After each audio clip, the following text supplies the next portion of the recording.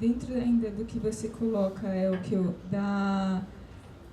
dessa postura, né, do promotor em relação ao violador. Nós temos um respeito. Dentro do olhar sistêmico e de que você repete padrões, então aquele violador, como você vê a relação dele em relação ao sistema familiar dele, né, de vítimas no sistema, ou por que ele está, você entende que ele está naquele lugar de violador? E aí, a análise sistêmica nos permite nos conscientizarmos do seguinte também: ninguém é vítima por acaso. Aquela vítima precisava de um agressor, aquele agressor precisava de uma vítima do ponto de vista sistêmico. Né? Porque quando nos deparamos, e as constelações familiares, elas mostram isso, né? O padrão daquelas mulheres. Vou dar um exemplo da violência doméstica. O padrão daquelas mulheres, daquele sistema familiar que se colocaram na condição de vítima. E por outro lado, o padrão daqueles homens que se vincularam àquelas pessoas, àquelas mulheres. E o mais interessante, eu convido todos a presenciarem, e aí, Diego, estou trazendo um trabalho para você desafiante, fazer uma constelação, né, quando possível, de um caso de violência doméstica, ou até mesmo de um caso de agressão, autor e vítima, alguma coisa assim.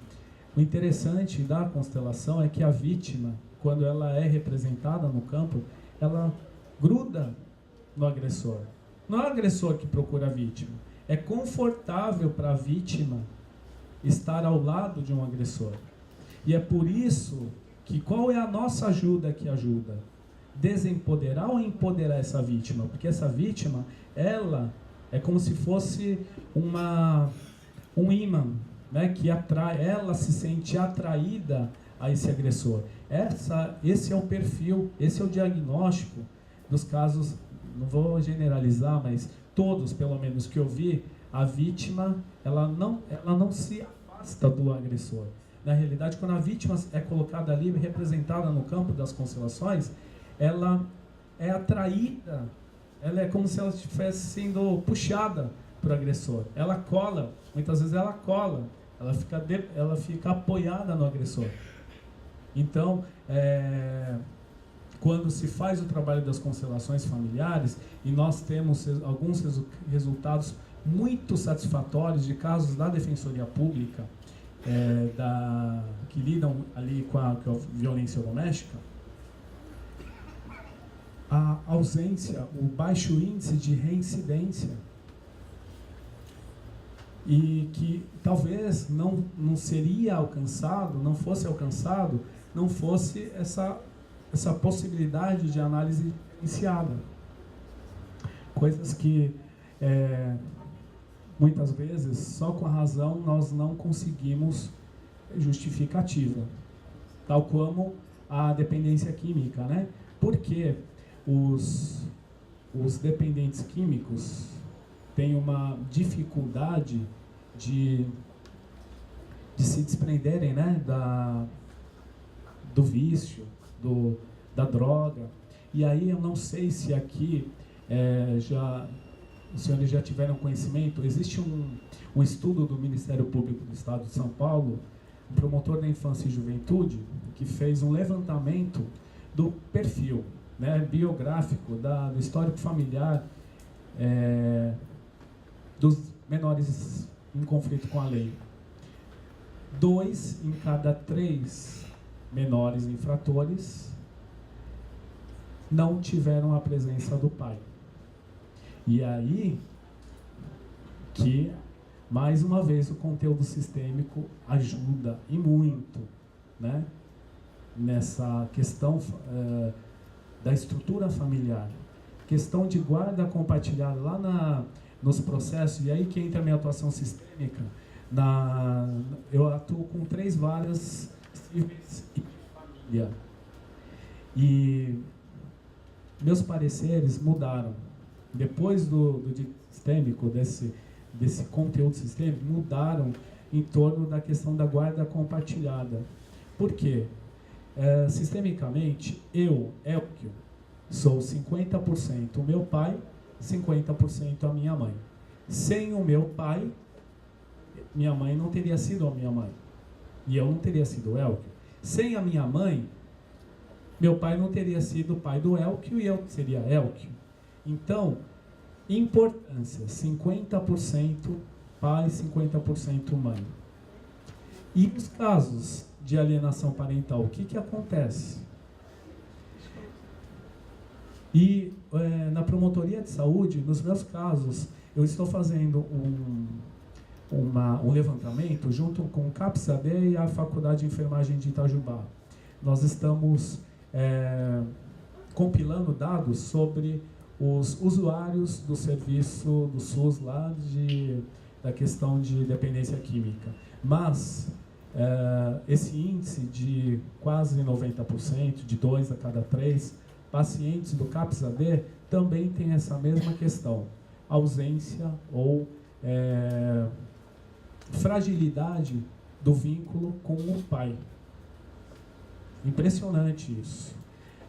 Então, como que nós, membros do Ministério Público, do Judiciário, servidores, né, analistas, aqui eu não sei se o cargo é analista, que ajuda o analista, né? Então, profissionais da ajuda, como que nós podemos ajudar essas famílias? Através também desse empoderamento, né?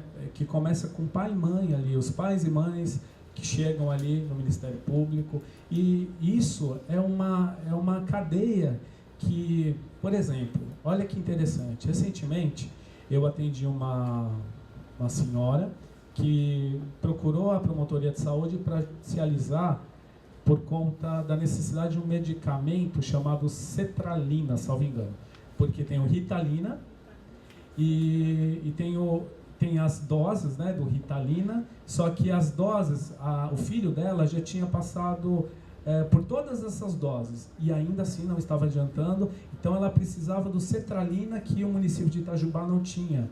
E aí ela procurou o Ministério Público para judicialização, para conseguir esse medicamento. Ok.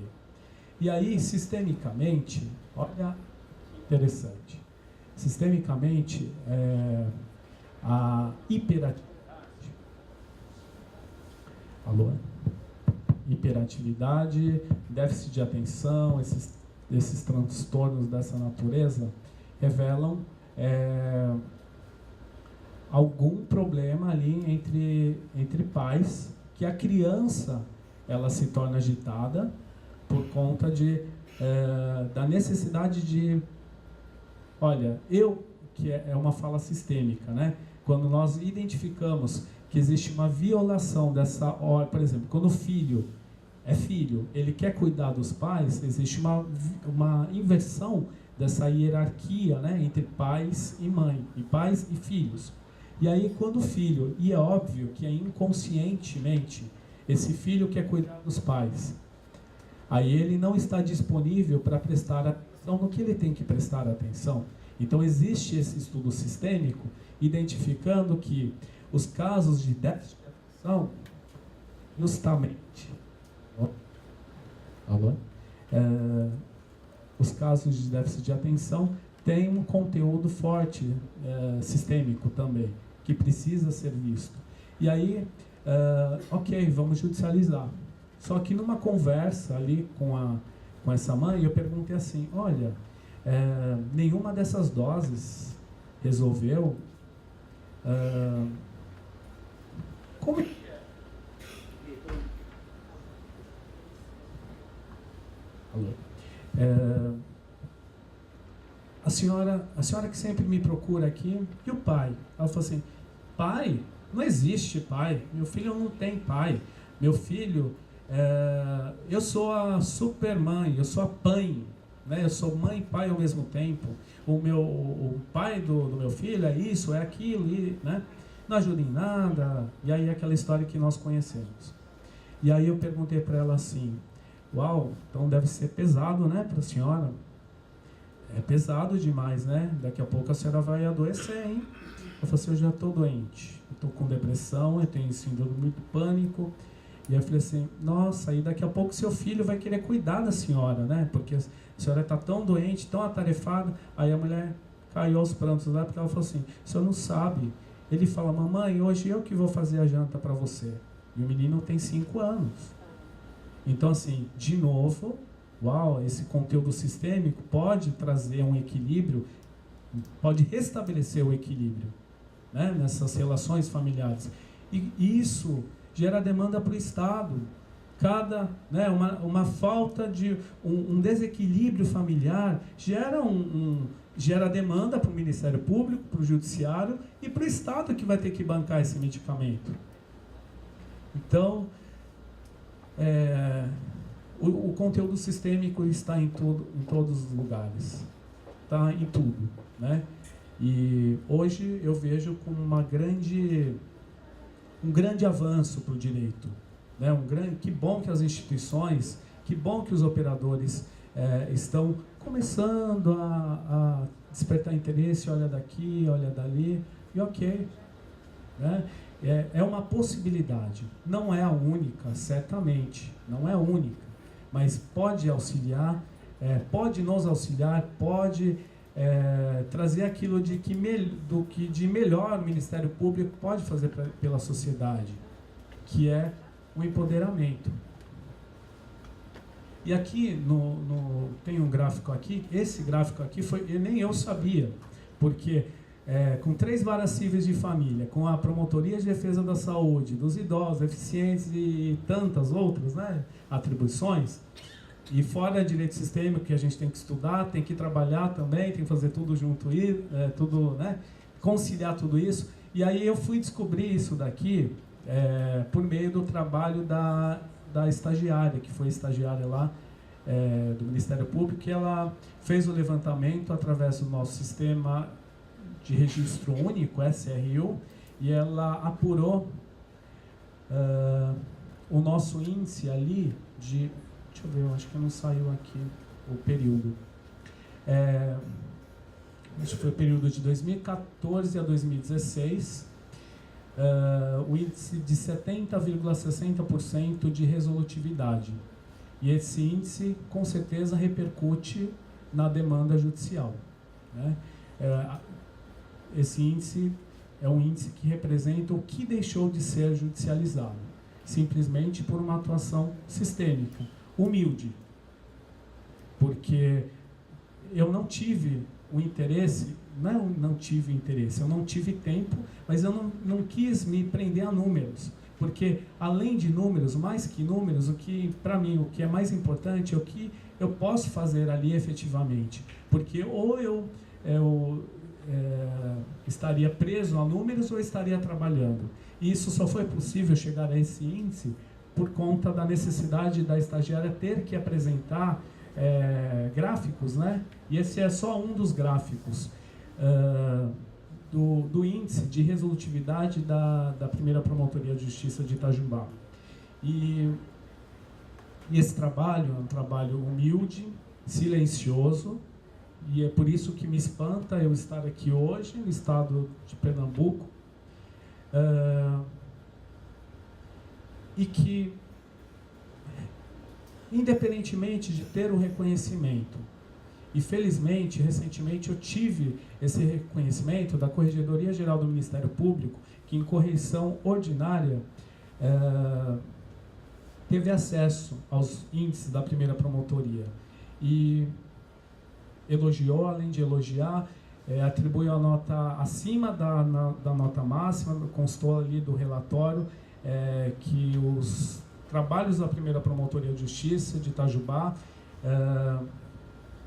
receberam a pontuação além da nota máxima, com indicação de nota abonadora lá na ficha funcional e remessa do trabalho dessa estagiária ao núcleo da família de Belo Horizonte. Porque nem os meus colegas, talvez, eu penso que nem meus colegas do estado de Minas Gerais, a não ser aqueles ali da região, um ou outro, né, tem conhecimento dessa atuação. E é por isso que estar aqui é um marco para o Ministério Público do Estado de Minas Gerais e para mim também, principalmente, porque nem os meus colegas do Estado, né, talvez tenham conhecimento disso, eu estou tendo a oportunidade de trazer aqui, de compartilhar essa experiência aqui no Ministério Público do Estado de Pernambuco.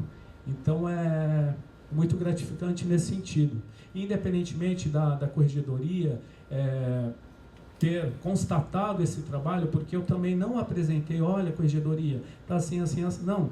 Eu apresentei as minhas pastas normais, ordinárias, e eles foram lá verificar no índice de resolutividade. Inclusive, eu tomei conhecimento que, essa edição da recomendação número 1 e número 2 da Corregedoria Geral do Ministério Público de 2017, tomei conhecimento que essas recomendações foram fruto de um trabalho com o Conselho Nacional do Ministério Público, recomendando e orientando as corregedorias dos estados a estimularem a prática, né, da atuação resolutiva. E quando eu li as duas resoluções, eu fiquei muito mais tranquilo, porque uma das questões que eu já vinha conversando com a Rejane era do conflito, né, e eu falei aqui no início, do conflito de fazer algo, de lidar com algo diferente. Nossa Senhora, como que é difícil.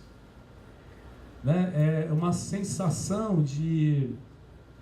E aí eu estou abrindo o coração mesmo, literalmente aqui. Uma sensação até de não pertencimento. Nossa, se eu fizer isso diferente, será que eu não vou pertencer? Será que eu vou ser excluído por fazer diferente? Né? Então, olha onde que vai a nossa mente. E por algo que, olha, se a doutora Regiane me falasse, o que eu estou fazendo, faça, né? Então, e assim, eu compartilhei com a Regiane, falei assim, que bom te encontrar, que bom saber que a gente não está só, e que agora não vamos estar mais sós mesmos, né?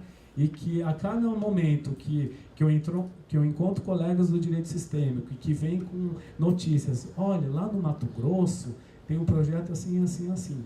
Lá no Ceará, lá no Rio Grande do Sul, lá em Rondônia, que teve a primeira formação de juízes, consteladores familiares. Nossa, é tão inspirador. Né? Aqui em Pernambuco, eu recebi, eu acho que na semana passada, ou retrasada, um informativo de que o judiciário, né, já está fazendo esse trabalho, já tem um projeto. A doutora Vanessa, lá da comarca de São Vicente, com o projeto da Casa da Família, introduzindo ali no projeto do Sejusc, introduzindo as constelações familiares. O ministro do STJ, Luiz Felipe Salomão, que numa recente palestra no congresso do IBDFAN, colocando no slide dele a constelação familiar como um método alternativo de resolução de conflitos. Então, isso no STJ, isso no Brasil. Né? E eu considero que nós somos privilegiados de estarmos aqui dentro do Ministério Público discutindo. Né? Isso depende ainda de ajuste. A gente não sabe ainda como lidar, a gente está construindo.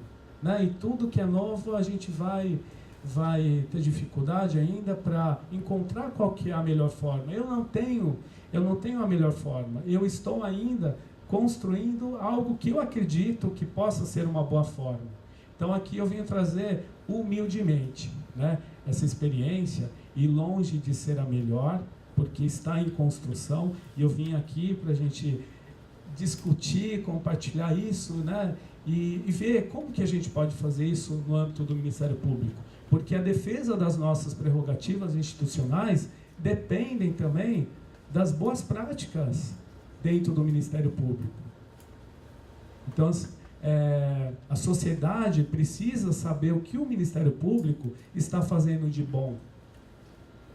A sociedade precisa saber que pode contar com o Ministério Público não como um grande pai, mas como um aliado. E talvez, a partir daí, seja possível encontrarmos mais força e maiores canais de comunicação com a sociedade e com os poderes políticos também, para quando tivermos que defender as prerrogativas do Ministério Público, do Poder Judiciário, da Defensoria Pública, do OAB, que a gente possa ter com o que argumentar. Então é um convite para a gente poder desenvolver outras práticas, não só com conteúdo sistêmico.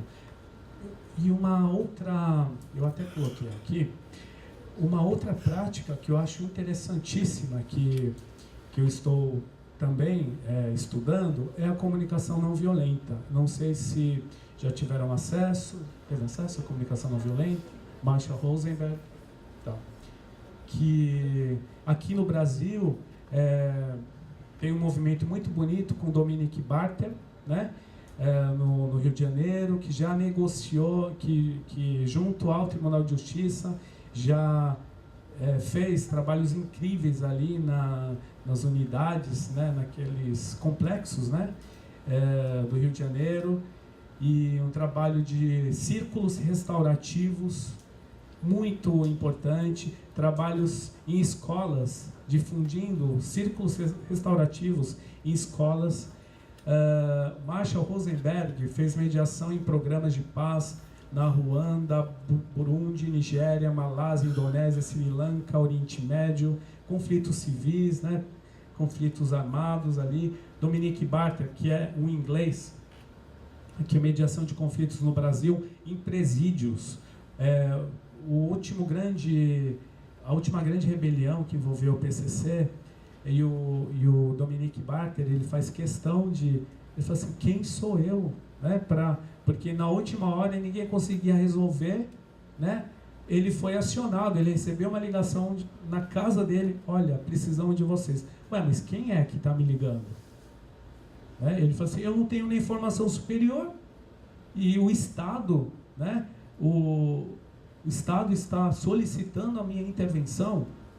Talvez seja esse o pedido de socorro do próprio Estado, para nós mesmos, né, agentes públicos, para melhorarmos os nossos recursos, né, as nossas ferramentas, e tem muito conhecimento bom disponível. E que a comunicação não violenta também tem uma intersecção aí com o conteúdo sistêmico, porque também fala da empatia, de eu saber me colocar no lugar do outro, sem julgamento. Eu saber ouvir o essencial, dar ouvido a quem precisa dizer. E qual é a comunicação eficaz? A comunicação clara, desenvolver uma comunicação clara, capaz de não agredir mais quem já foi agredido e de não vitimar mais quem já foi vítima.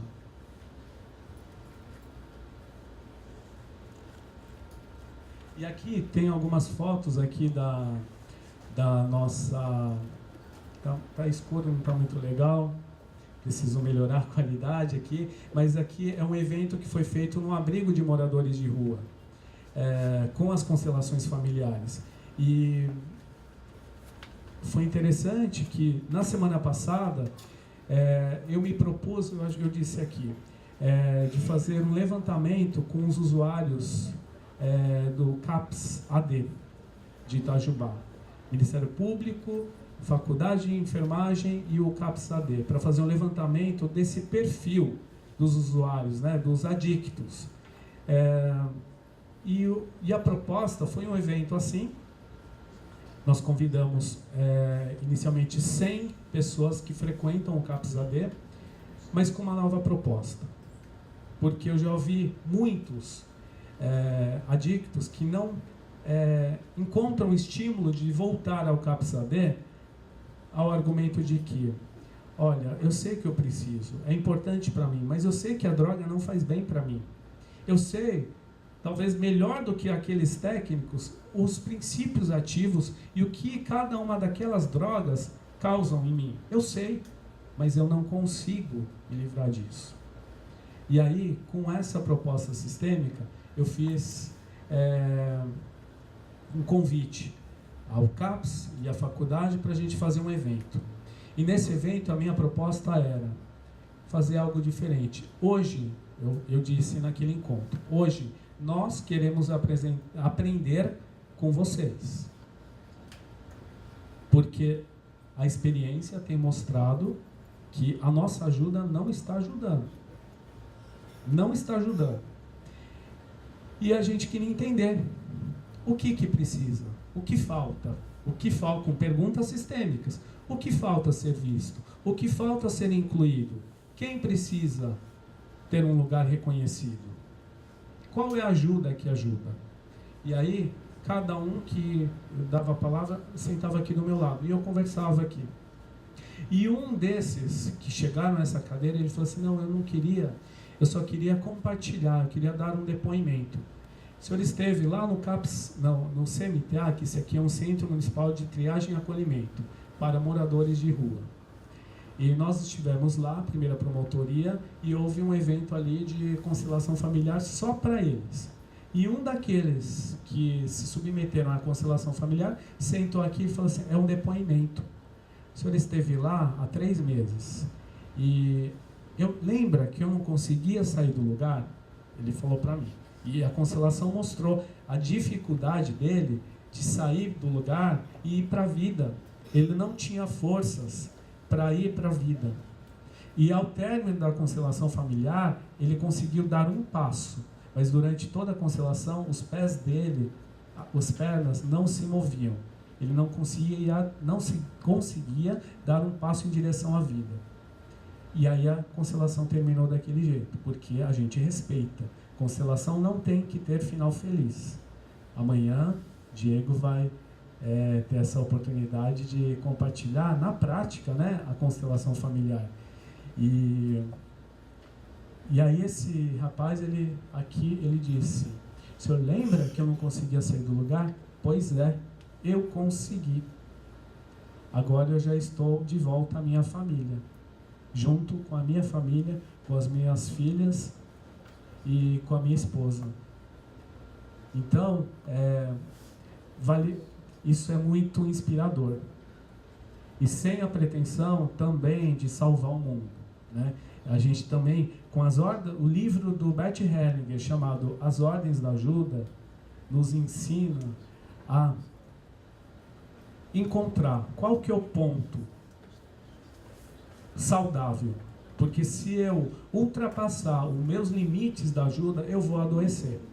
E esse livro, Ordens da Ajuda, ele é destinado a todos, independentemente de cargo, função e posição na família. Porque é muito fácil, do meu lugar de terceiro filho, querer sair do meu lugar de terceiro para ir para o segundo ou primeiro, e aí comprometer a minha ajuda. Então, eu, como Elkio, filho de Yoshio e Luísa, eu também preciso ler para mim e para minha família, né, para eu ter o meu lugar e a minha ajuda fortalecida dentro do meu lugar, enquanto Elkio. Que dirá, então, como promotor, que muitas vezes somos procurados como salvador da pátria, e não nos compete esse lugar.